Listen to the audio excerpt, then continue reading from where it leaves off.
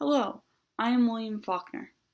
I was born in New Albany, Mississippi in September of 1897, and I started writing in New Orleans, Louisiana I started writing stories in New Orleans, Louisiana in January of 1925.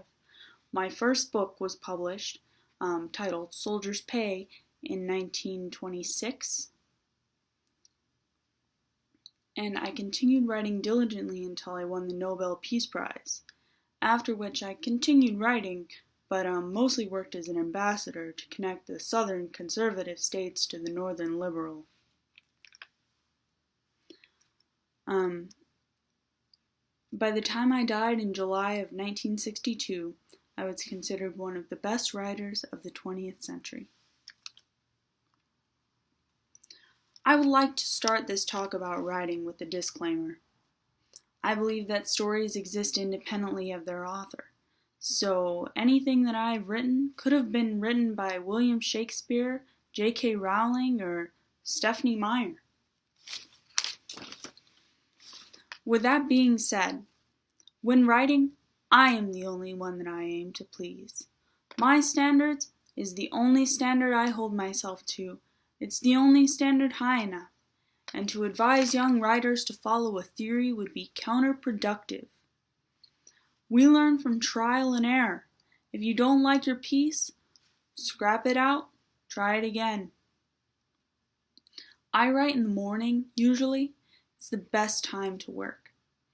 And once you have a basic set of characters and know what they're about, what their conflicts are, the story will write itself. You just have to start with that good base.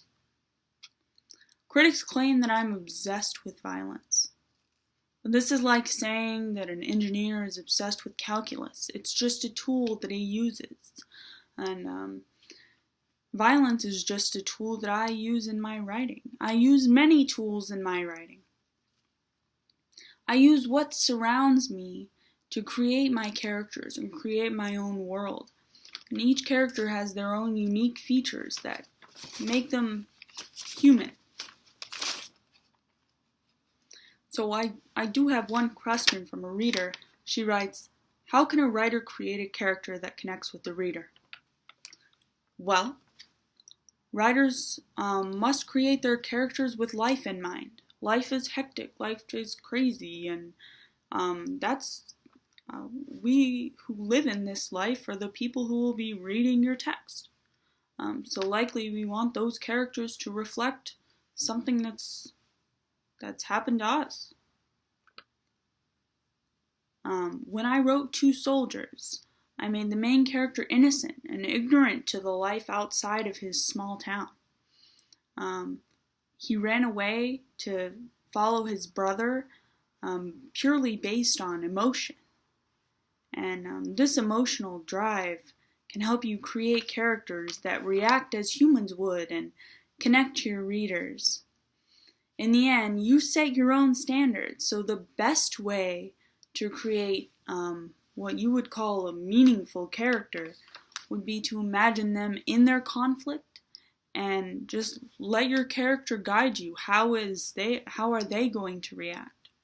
When I wrote Beyond, the lawyer's character didn't know where he was. He didn't know that he was dead yet. So I kind of had to sit down with my group of characters and figure out, how are we going to tell him that he's not alive anymore? In the end, we did it in a really meaningful way. We talked about his son, who had also passed away many years ago. The plot was furthered by this knowledge that we had given him, and his decisions from that point out helped affect the plot and really interacted with our readers well.